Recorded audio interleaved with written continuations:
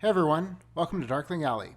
We're back for episode 3 of our Alan Wake post-gameplay discussion and recap. So let's get started. Okay, so during their walk with Randolph, Barry tells Alan all about what he found in the local archives, including old articles written by Cynthia Weaver, mostly about Thomas Zane and strange disappearances around Cauldron Lake, but he doesn't mention finding anything about the kidnapper, which is something that Alan had asked him to do. And Alan doesn't even ask him about that. They could have easily asked Randolph, but for some reason they don't, so I'm not really sure what that's about. But if you notice, Randolph, he comments on much of what Barry says, including what he says about Barbara Jagger and that she's, a scratching hag urban legend. But when Barry talks about Thomas Zane, Randolph goes quiet. He says nothing. And I kind of thought that to be sort of strange. He didn't say, like Sarah says later in the game, she's like, Tom Zane, you might as well, be talking about, Paul Bunyan or something like that. But, Randolph doesn't say anything like, he's an urban legend too or anything like that. He just says nothing. So it kind of seems like, well, maybe there's something there. Some kind of town secret or something about Tom Zane or Thomas Zane or whatever you want to call him. So I thought that was pretty cool. Yeah, that's pretty interesting. Mm-hmm. This whole game is interesting. It is. There's a lot of mysteries. Everything. Even the way he's walking. You want to know why he's walking that slow? Why? So they have time to talk about this stuff, which I think is pretty clever. Now, I'm totally convinced that that's why they did this, because they have to have time to have this discussion. I mean, see, he even goes to the dumpster for no reason. Yeah, I think he's faking his bum leg. No, that's not nice. He's a good guy that's looking out for Rose, and he had an accident or something. Maybe that's why he doesn't want to talk about Tom Zane. Maybe Tom did that too. I think he did. Tom was a bully. I'd put money on it. So Barry says something extremely important to the story in this section. Let's listen. Anyway, Al, I'm just getting to the best part. All of the articles about this stuff were written by Cynthia Weaver. I asked around, and she's that crazy bag lady you met. Yeah. So Alan's able to wake himself up after him and Barry were drugged by Rose, and he dreams about being in the dark place and Zane telling him to turn the light on. However, Zane's voice turns into Alan's voice, and Alan tells himself to turn the light on. You must turn the lights on. Turn the light on. Okay, stop here for a sec. Play that in reverse. My helmet. My helmet. Huh. That's interesting. Yes, he tells himself to turn on the lights, and then in reverse, he says, my helmet. That's not weird, right? Not at all. No. In this next Writer in the Cabin video, TV Alan says that he can't tell reality from dream anymore, and he explains that he has an imaginary editor that he calls Barbara Jagger. So here's what we want to know. Did he come up with that name on his own? Did she tell him to call her that? Or is there maybe some other reason why he calls her Barbara Jagger? Because up until now, she hasn't had a name. I do have a theory about this, and of course, like I keep saying about many things, I'm going to explain that in my analysis of Alan's writing. So TV Alan explains that Barbara is making heavy edits and changing his book into a horror story, and that he doesn't like it. But he trusts her at this point, and he believes that she can help him bring Alice back. So then TV Alan also says that she had worked with another writer named Thomas Zane, but gives no further details other than she worked with him under similar circumstances. So then Alan leaves a sleeping Barry at Rose's and sets out on his own. As he traverses the trailer park, he comes across a radio that starts playing a song called How Can I Be Sure by... I don't know how is Anomi Bell or something like that. Yeah, I'm not sure how to pronounce it. Yeah, I have never even heard that song until this game. But this track will eventually be played on a loop overnight. And Pat will apologize for that in the morning, but due to a crazy circumstance, that will just play over and over. And if you listen to the song and the lyrics, every song has some type of meaning to the game. And this one was, I think, the perfect one to go on a loop. Oh my gosh. Okay, so you guys, if you haven't stopped to look at the menu at this hot dog stand, you have to do it. As a matter of fact, we'll show it right now. Okay, so we have what? what is that? Granny Claus clam chowder, Asgardian chicken parmesan, and what else is there? Cauldron Lake deep fried plate, and zany chicken fried steak. What else? If you notice, the belly burster is the most expensive item on the menu. I wonder how big that hot dog is. That's gotta be enormous. And if you also remember, it was Carl Stuckey's favorite hot dog too. That's true. Yep. And once Alan reaches the exit, he comes face to face with Nightingale, who is... Might as well call him Might that. as well. I mean, he does it to Alan the whole time. He calls them like different authors and stuff. So what do we got? Jack Daniels, Captain Morgan, Jose Cuervo. Don't ask me how I know these names. I don't even know how I know. I think just maybe TV commercials. Wink, wink. Anyway, so he starts shooting at Alan before he can even ask or say anything.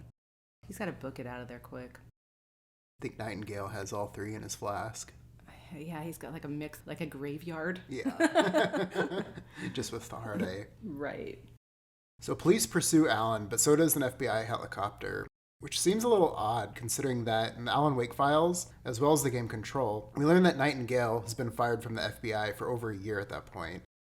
And it wouldn't seem likely that he'd have the ability to summon an FBI helicopter like that on a moment's notice, especially when he no longer works for the FBI.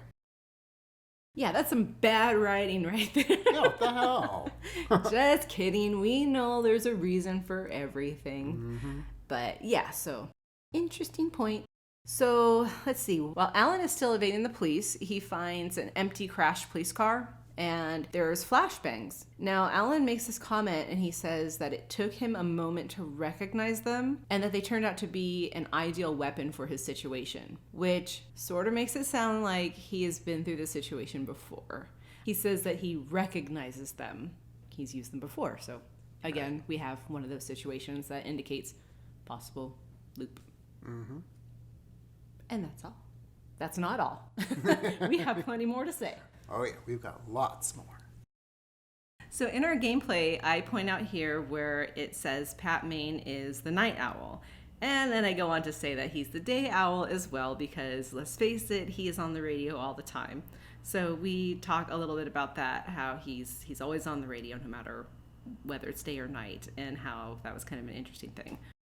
So for everybody out there who is thinking about this owl thing with Alan Wake and Alan Wake 2, and he's got the owl, there's a lot of owl talk. So just maybe let's, I don't know, consider Pat Maine, the night owl, as maybe someone that could be a person of significance in part 2. For sure. And Pat Maine says something really important here. We'll go ahead and play it for you. Let me give you a little background while he prepares himself. You've all heard the name, of course. Alan Wake is the author of a very successful series of Alex Casey crime novels. He's changed gears, though. He's now working on a horror story. Okay, yeah. So how does Pat Maine know that Alan is writing a horror story? And this is something that we did point out in our gameplay. And the song that Pat Maine is playing here is the same song that was playing on the radio that Alan found in the trailer park. And it's also the one that will loop all night long. So throughout this whole section, I think there's only one other song that plays on a radio Alan finds, but this is like the song of the night. And again, if you listen to the lyrics, it's totally fitting. And we have another Night Springs episode. This one is kind of weird, but kind of cool. It's sort of my least favorite one, but a family occasion. And again, we suggest watching all of these. A lot of people like to race through games, which is fine, but if you really want to get into the mystery of things, all these different storytelling devices really contribute in a big way to the game, to the story overall. So watch them. I give good advice, don't I? Yeah.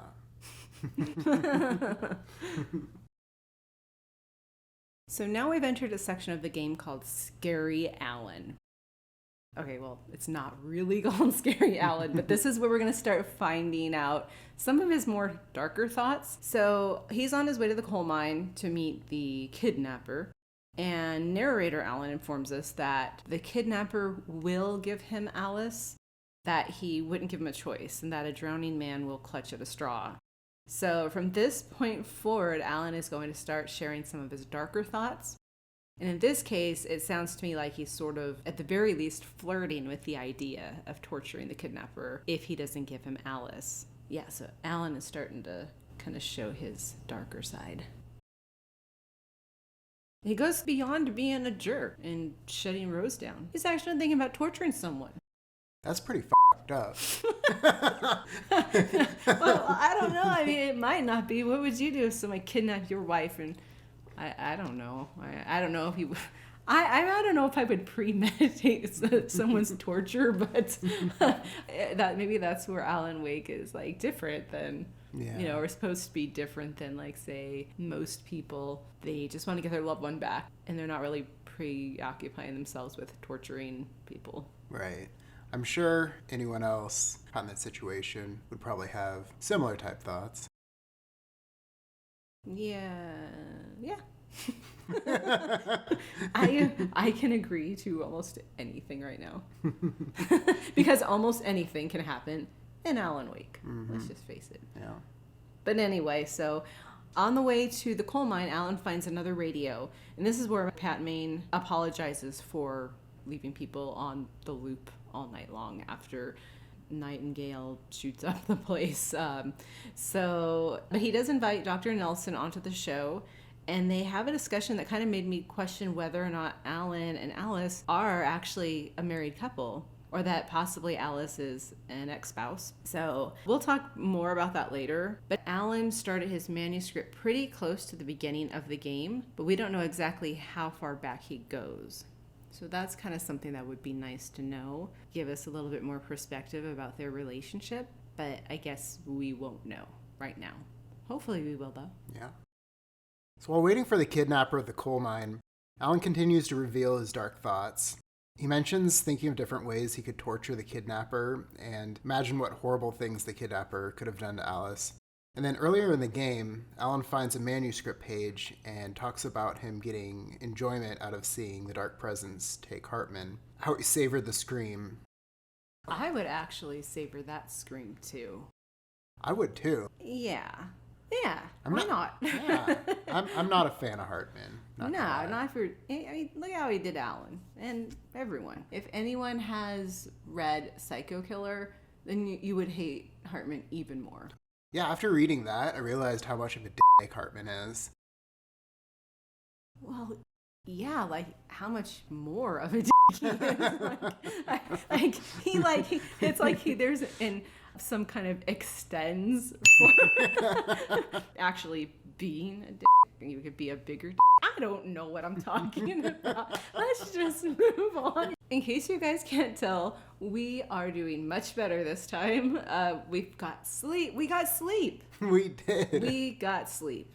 That's a rarity for me these days. But I did. I got some sleep, and then I took a little bit of a nap. We're doing good tonight. We're back to our normal, more upbeat selves. I know in our last video we were kind of sounding tired because we were. Yeah, we were pretty cracked out. It was like 2 a.m, so yeah, we're on the ball this time. We brought our A game. We got our together. I wouldn't say that. Yeah, that's a bit of a stretch. And here Alan finds his first manuscript page about Zane and Jagger. When Thomas Zane fell for Barbara Jagger, it happened fast. She was young, vibrant, and beautiful, full of life. He had never been a very happy man, and without any seeming effort, she had changed all that. Zane felt good for the first time in his life. Everything she did was another piece of a jigsaw puzzle he hadn't even known he'd been missing. And best of all, she made the words flow, strong and sharp. She was his muse. So at this point, he has some knowledge now of the two through Barry's research, but we'll start getting more detailed information going forward. Gray Peak Gorge. Originally founded in 1928, the Gray Peak Gorge mining town was one of the permanent settlements the Bright Falls Mining Company built for its workers. The nearby graveyard is a testament to the dangers the miners faced on a daily basis. Most of the men who lost their lives over the years here were buried there. A grim reminder to be careful for those who remained. Gray Peak Gorge was abandoned almost overnight when the Bright Falls Mining Company closed its doors in 1970. Yeah, notice how they don't even say what happened, though. Mm-hmm. They don't say anything about an earthquake, volcano, whatever, anything. Yeah. They just jumped ship or whatever. Well, I guess I can't say ship. What would you say? They jumped off the mining cart? I don't know. They don't elaborate. Almost like this is like kind of between. They don't commit to one thing or the other. Right. They don't say it was because of the earthquake or it was because of something else. It just says they just did it because it was dangerous, but they closed it overnight. It's like, nah, we're missing some details. Yeah, we need some more info. You know, it seems like we missed a lot of details in this game for some reason. Very strange. Not sure I like it. Actually, I love it. Okay, another writer in the cabin. This one talks about Zane and his work, or at least Alan talks about Zane and his dark works, which Alan decides to then borrow from. So he refers to Zane as a poet, and a good one, and that he will use Zane's work to help him write his story and save Alice. Now, do you remember in Control, if you listen to Langston all the way, if you can get through it... Through his cats. Yeah. He says something about seeing Alan's manuscript pages, like found pages from after the Bright Falls AWE, and they were posted online, and he's like, it's really dark stuff, right? Yeah. I remember. So... that could be Zane. If he borrowed from Zane's work, maybe Alan is guilty of plagiarism and Zane's just a fucking psycho. Both. Yeah. I don't know. One or the other or both. But yeah, it kind of makes you wonder how much then now is, that was weird. Then now. Makes me wonder how much of that, like, really awful, nightmarish horror story writing was actually from Zane's work. Yeah, that's a good point. Yeah. Okay, at this point, we start to see how unhinged Cynthia Weaver is with all of her graffiti. And we're also going to have to tell Sheriff Breaker so she can come and arrest her. But wait a minute. No, that's her house, though. Oh, that's right. She can do what she wants. But yeah, she writes things like, I miss you, Tom. You talk to me in the TV. I curse. Yeah, very creepy. I curse you, Thomas Zane. So, yeah, we find out Cynthia Weaver's true nature. Well, she was taken too. She was taken advantage of. Yeah. But not in... maybe I should phrase that differently. Thomas Zane used her, right? He used her, in Bright Falls, this is awful. Excuse me, but I have to do this. In Bright Falls, how many citizens does it take to screw in a light bulb? In Bright Falls, just one. Miss Cynthia Weaver. And it's all because, according to her, according to the story, it's all because of Tom Zane. He used her. He was a total jerk, and that's probably why he's where he is now. What a dick. Yeah. No wonder he wears a mask or a helmet. He doesn't want anyone to see his face. He's ashamed. He should be ashamed. He should. Well, I guess now he's in the dark place. He got his comeuppance. Yes, that's his, it's purgatory. That's right. Yeah. Serves him right. At least at this point. I don't know. What if he turned out to be some good person? I doubt it. But Yeah. I've said before in some gameplay, that I don't like Tom Zane. I don't like that character, so, I can talk smack about him. That's fine, Yeah. When I talk smack about Tom Zane, you accept it. You're very good about accepting my feelings.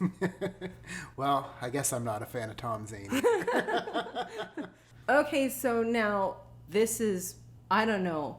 I don't think Remedy would do this by accident because it's so obvious.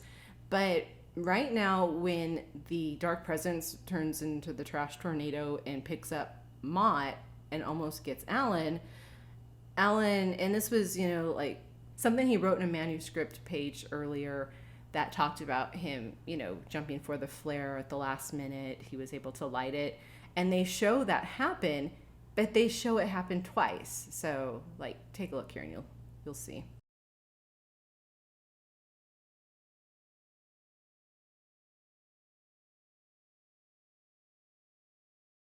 Now, like, you'll see that in movies, where they'll make mistakes like that, and they'll show like different takes of the same scene. But this, I don't think that Remedy would make that kind of mistake. I think that this was probably meant to represent that time loop thing. Mm-hmm. Yeah, I definitely think it was intentional. So we're actually going to stop the video here.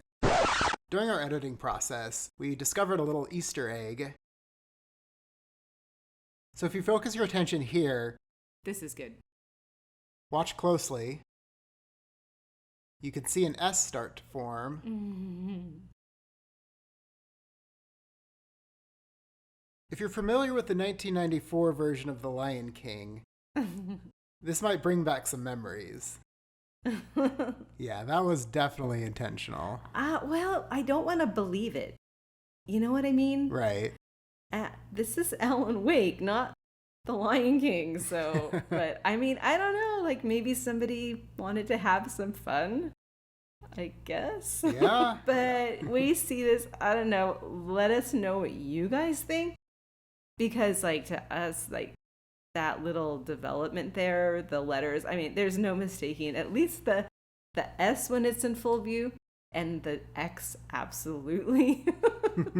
So, I don't know. Let us know what you think. Hakuna Matata, Remedy. Let's finish up our video. All right.